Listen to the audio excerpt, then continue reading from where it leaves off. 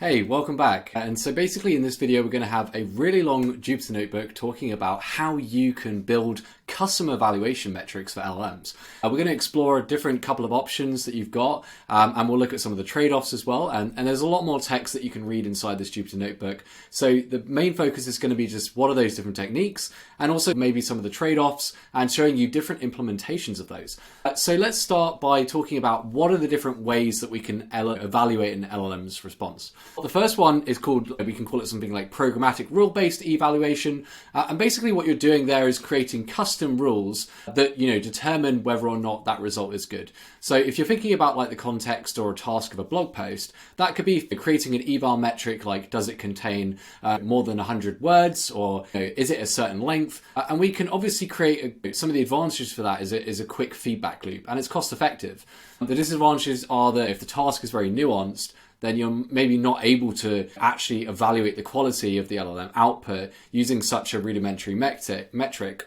But the second one that's quite interesting is LLM-based evaluation. And so what you're really trying to do here is say, this task is too nuanced to create a Python function that would evaluate, or a series of Python functions that would evaluate performance. And so we can use another LLM after we've produced a result to then evaluate whether that thing was a good result or not. And so this is really helpful when you're trying to do things such as evaluate helpfulness or readability. Those metrics are too vague and too nuanced on language. So we can almost ask an LLM to generate 10 examples or 10 outputs, and then we can ask another LLM on top of that to then rate each of those outputs. And the third way is basically doing human-based evaluation. Now, human-based evaluation is basically where you produce a load of outputs from your LLM, and then you'll ask a human to rate those. And there's two different approaches to that. So you can either do like a simple approval and disapproval system, or you could say to the human, which of these three do you like the most? And obviously with the human-based evals, you get the highest amount of accuracy, so it's really good for tasks that have a high customer risk, and getting false positives or false negatives is going to cause consumer damage. But the disadvantage is obviously there's a labeling step, so feedback is a bit slower, and also it's time consuming to do that, and there's a cost associated with that. So it's really good for like best high-stake tasks. So that's like a brief overview into those three different types of methodologies that you might decide to use when you're creating these custom eval metrics for your LLMs. Now, I want to just go through, and so we'll start by, there's also a little bit of text here if you want to talk about the fact that you can start off with one eval strategy and then move on to another one. And you can also minimize human error by, specifically on the last one, when we're talking about doing human labeling, maybe you get 3 evaluators to rate the examples rather than just relying on one labeling person. So there's a couple of different tricks and tips you can do there. So let's look at programmatic rule-based evaluation. So in this, what you do is we've got setting up pandas, we're using NumPy and this TQDM package. Now we've got some LLM results. I just thought I'd hard code some of these. And what we're trying to do here is produce a Twitter or an X post. And so what we want to do is we want to evaluate these results from the LLM, and we want to see whether or not these are useful or not. Now, one thing that is obvious is maybe we want to see whether the post has a hashtag, and we also might want a suitable length. Like if the post is, the X post is too small, it's probably not a good use of, that's a good post. So we'll first just load those into a pandas data frame, and then we've got this social post df data frame. So you can have a look there, and you've got the text in this generated social media post column. Now, the first thing we're going to do is we're going to set up our 2 eval metrics. And just like I was saying earlier, like let's say that we'll define a good social media post. They must contain at least 1 hashtag, and they must be greater than or equal to 30 characters, but not more than 200 characters.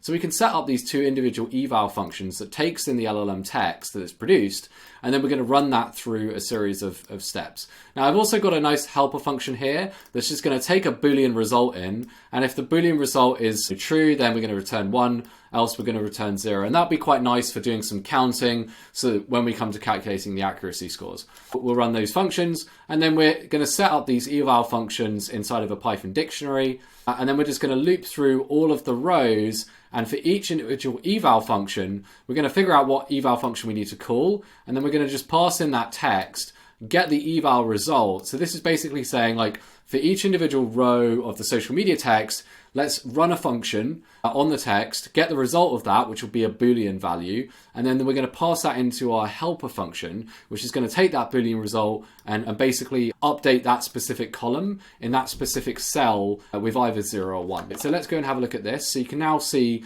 we've ran that on and we've got the first 5 rows here using the .head method, and you can see like we've got this eval has hashtag column. So you can see like the first result doesn't have a hashtag, but we know that these ones actually do have hashtags. And similarly, we've also evaluated on the length of a social media post. And so all of them in the first 5 results are all an adequate length, but we failed on that first one. So the great thing about these individual eval functions is we don't have a cost associated with these. They're very similar to unit tests in the sense of we can run them very quickly. We've got a fast feedback loop, which is really, really good. So let's move on and see how can you calculate the accuracy for each evaluation column within the pandas data frame. So we're just going to go do a list comprehension and just check for this eval, which will just give us all the eval columns. And we can just have a look at that. So it's just getting all the eval columns. And then we're going to set up a Python dictionary called eval accuracy results. We'll loop through every eval column and then we'll just get that. And then what we're going to do is we're going to sum up the number of ones in there against the length of that individual column. And then we're going to just save the result of that to a Python dictionary, and then we can print out that. So in our case, we've got around about a 77% eval accuracy on the social media posts having a hashtag, and we've got around 44% of the eval length on like the actual social post itself. Different actually accuracy ratings based on different eval metrics. Now, just before we move on to the other strategies, I think it's worthwhile talking about the fact that we might want to take a blend of these two different types of eval metrics. So we might want to look at the mean, or we might want to say, let's actually weight these differently. I care more about one metric than the other one. So let's just go and have a look at how we could do that. So in this scenario, we've just got our Python dictionary. We're just going to take the numpy.mean of these two values, and that gives us a mean accuracy of around 61% accuracy, right? But we could also actually decide, I really care more about my LLM outputs having a hashtag. And so what we could then do is we could say, well, I'm going to say that the weight of that one should be 70% and the weight of the other one should be 30%. And then I can just get a weighted average accuracy. So my accuracy's gone up to around 68%. And you could play around with these weights depending upon what's more important for you. So there's a couple of different approaches there. And obviously you could have multiple eval metrics. So let's move on to the secondary strategy, which is using another LLM. After you've got some results from your LLM, you're going to use another LLM to figure out whether or not the thing is valid, and then you're going to compare that against your true labels. The first thing that I just wanted to say is, in this example, we're going to be comparing against whether those previously social media posts are a topic of coding or software engineering. And so the first thing that we need to do is we need to add on the social media labels, like the true labels for, is that specific social media post actually talking about software engineering or coding, that specific topic. And you'll see, so what we do here is if I then print out this social post df, what you'll see is, when I scroll back up, so like for example, when I say I love my dogs, I love my dog, that's definitely not talking about software, right? But like all the other ones we've sort of said, yes, give that a 1 because it's definitely talking about software, right? So we've got a couple of posts here that like really aren't talking about software, and we've just added the true labels to those because we still need to reference whether or not the evaluation metric was right. And so we're still generating some true labels. And at the moment we're doing that manually. And then now that we've got the true labels, we can then ask ChatGPT. So we're going to ask ChatGPT 4. So we'll set up a chat model. We'll set up the prompt template. And notice we're passing in things like the format instructions, and we're talking about what the generated social media post is going to be. So that's the post to analyze. And we've also got like the topic that we want to classify it against. And so after we've set up that prompt template, the next bit of the puzzle is making a social media post classifier. And so we've got this is topic, which is an integer, and it defaults to 0. And we've put this field as a classification result, whether a result is identified against a known topic, 1 for yes, and 0 for no. So we're telling the LLM, give us a 1 if it is going to be the coding topic, and give us a 0 for it's not the coding topic. And then we then basically create that output parser, and we create a LangChain LCL chain. And then we're going to set up a results Python list. And we're going to say this is the topic, right? So coding, software, or data science.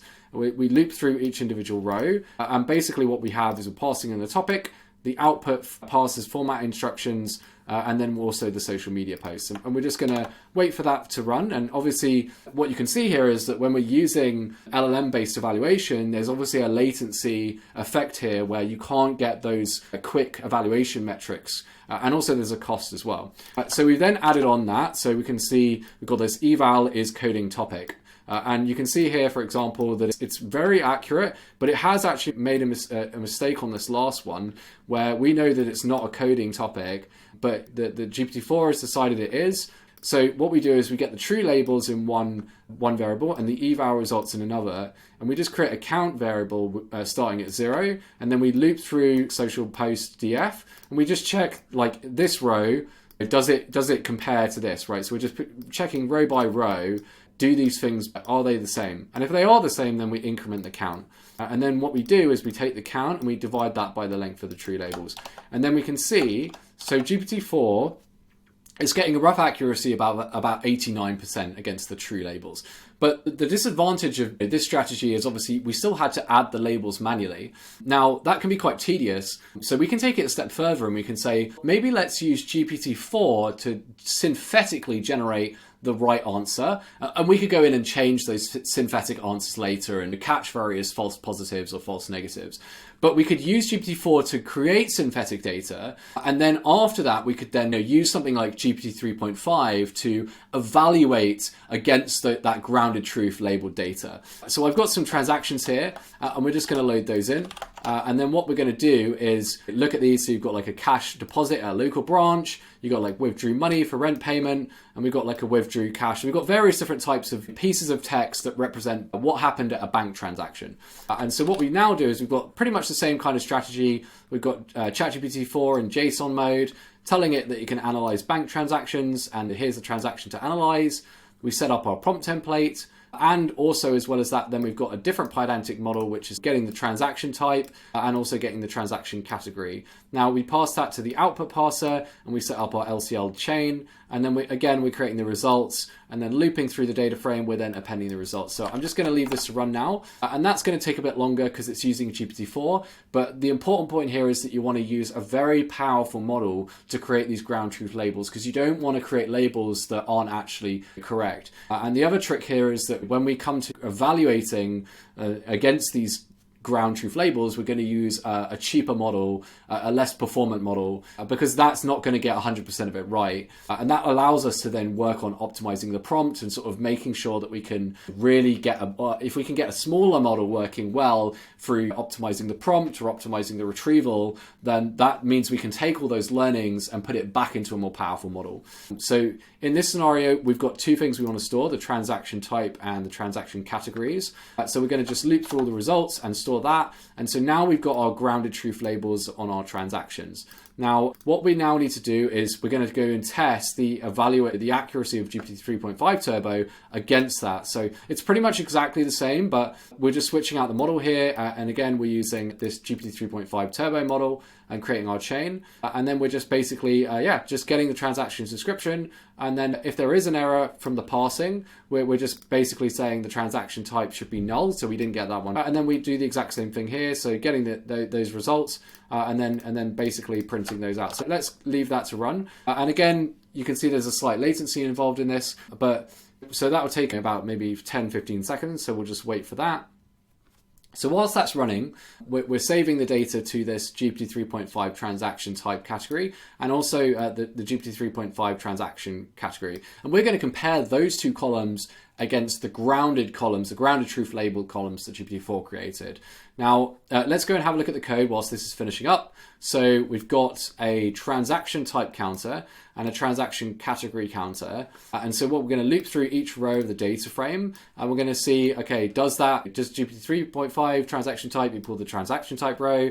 And the same for the transaction category. And we're going to increment those counters, and then we can work out what the accuracy is. So GPT 3.5 is giving us a transaction type accuracy of about 0.9% against synthetically created data from GPT-4. And we're getting around about 75% of accuracy against the category accuracy. Now, let's go and have a look at the third type, which is human-based evaluation. So obviously that's where you would get some immediate feedback and from your team, and they would would do the labeling manually, or you would use a cloud vendor solution like Amazon have got Amazon Mechanical Turk, and they've got a data labeling service, and GCP and Azure have also got data labeling services. So if you're not if you're not specifically interested in waiting a long time, then you could pay via an API to get a lot of the data labeling done for you, and that would help speed up the feedback loop. But let's dive in and have a look at a good example of maybe we're generating some images and it's for a mortgage offer, and we want to personalize this, and we want to make sure that each of the images is good. So what we're going to do is just use the OpenAI package, and we're going to generate images using DALL-E 3, and then we're going to set up our standard chat model, and then we're going to tell it, I want you to generate a really good image prompt using some customer information and customer profile. And we've got a couple of different things that we want to make sure that the visual prompt is concise, avoid including any sensitive information in the prompt, etc. So we're really trying to get some good housing images for our mortgage deal for the bank. So what we now have as well is we've got a Python function here that's going to take in that visual prompt that it generates, and it's going to generate an image using DALL-E, and it's also going to save it to this out directory as well. So that's going to generate the image using DALL-E 3. And then we're going to get the JSON version of that, the base64 JSON, and we're going to download that image and save that, and decode the base64 image and return the image path. And so we set up our image chain. This one is taking a customer information and a customer profile. So we need to pass both of those when we invoke this LangChain LCL chain. And that gets past the image prompt, which then creates the image, which then we have a prompt which gets piped into the string. And then that string, so that visual prompt then gets injected into that Python function. And then from there, then what you can do is generate an image. Cool. So we've got that set up, and just to save some time, I've created some good profiles that, so these are some examples of like different things that we'd expect to see in the outputted images. And you've got like the profile and the information about that. So we've got a Python list of some customers and, various things that we want to see. So we're just going to loop through and generate some of these, and then we're going to store those. So you'll see a couple of different things going on here where we've got that image chain that we're invoking, and we're passing in the customer information. So that's that profile information and the profile. So that's just coming from each individual Python dictionary. You've got the profile key here, the information. Notice how we're lining it up with what the LangChain prompt template expects, right? So if I scroll back up whilst that's running, you'll see that it expects a customer information and a customer profile, input into that prompt. Cool. So that's then running. It's going to take about a minute to run because we're doing just a couple of customers. We're also saving the image path, which is the output from this final chain. And we can see that that's the output by, if I scroll up here, this generate image, the final thing it returns is an image path. And that'll be inside the out folder, right? So then what I'm going to do is I'm going to scroll back down, and this will finish up in a second. But now that we've got those images, what we want to do is we want to manually evaluate that. And that's where the human will start coming into the loop. So they'll actually generate a load of results. And it might not necessarily be images. It could be text. It could be video content. Your evaluation is not necessarily tied to a specific content format. But in this example, we've done images, but this same process would work exactly the exact same way with text. You generate your LLM results or your AI results using generative AI. And then what we do is we've got like a nice interactive approval system, a couple of different functions here, like on the button clicked, it's going to run some code, and it's also going to update the response as well. And that will be updating the data frame. Feel free to take a look at that code if you want, but you don't really have to fully understand it, but just know that it's going to generate some widgets inside of a Jupyter notebook. But let's actually run it and see. So you can see the image each time, and I like that image, so I'm going to give that a thumbs up. I think this one's maybe a bit too corporate, and I think the text here is hallucinating, so I'm going to give that a thumbs down. What it could be, new mortgage deal, and it's spelled mortgage wrong here, so I'm going to give it a thumbs down. And I also don't like this one, and then I quite like this one. I think it's good, it's very playful, and there's no text in this, so I'm going to give this a thumbs up. And now you can see here we've got the number of approved images, so we've got about a 2 divided by 5 accuracy, so you've got around, let's have a look at that, so it'll be around 40% accuracy, right, out of our images. And we could keep changing the prompts and changing the different image models to try and improve that accuracy. Now, I just want to talk as well about the different ways that you want to think about, now that you've got these evaluation metrics, how you could specifically optimize using any of those 3 strategies. So the first one is obviously optimizing the prompts, right? Can you add extra information, using the prompt engineering principles, or adding extra context to the prompt using things like retrieval from vector databases or Postgres or MongoDB. So thinking about what can you include into the prompt to make the prompts more effective. Now, the other thing you could play around with is the second thing, which is model selection. So you could use a more powerful model if you're not getting the level of accuracy or the high level of accuracy that you're looking for. The third thing we've already covered, using more advanced or enhanced retrieval techniques, which will then feed into the prompt. So that one's kind of related to number 2. And then number 4 is using task decomposition. So rather than actually going and deciding to put everything inside of one prompt, maybe a better way is to break down a very large problem into a series of subproblems so that you can then solve that more elegantly with very fine-tuned prompts, very optimized prompts for that specific subtask. And the final one is using fine-tuning. So all of these different ways, these 3 strategies will provide you with the ability to run fine-tuning. And you could then use an OpenAI fine-tuning job, or you could fine-tune an open source model by running that inside of AWS or Azure or Google Cloud Platform. So there's various different ways that you can apply fine-tuning, but you could then use your own data and your own labeling process or your own evaluation metrics to then